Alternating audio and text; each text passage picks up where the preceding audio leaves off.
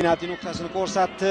Ibrohim Ibragimov zarba yo'lladi, gol urdi. Hozir O'rinboyev jarima dunchasi yaqinida to'pni egallab oldi. Aldamchi harakatlar, yuqoridan to'p boshirildi. Sardor Sobirxo'jayev kirib bordi, pas berdi, unga to'p qaytarildi. 2-0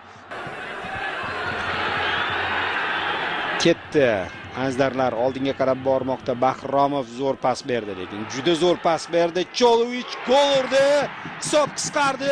Hozir Cholovich to'pni egalladi. Pas berdi.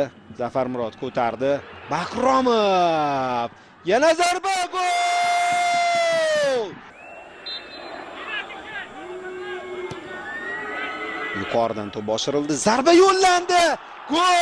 Hisobni tenglashtirish maqsadida jamoa tavakkal baribir oldinga o'tadi. Paxtakor esa hozir yaxshi himoyalandi, lekin mana bu devorni buzib o'tdi. Birinchi qator Nasaf futbolchilari jarima dunchasiga yaqinlashib keldi. Akmal to'pni qanotga o'tkazdi. Cherran pas berdi. Sharob ko'tardi.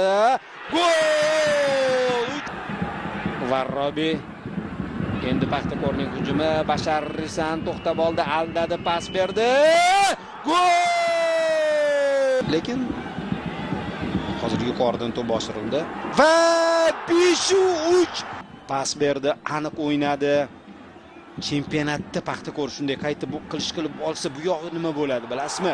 Sergeyev hat-trik qayd etyapti.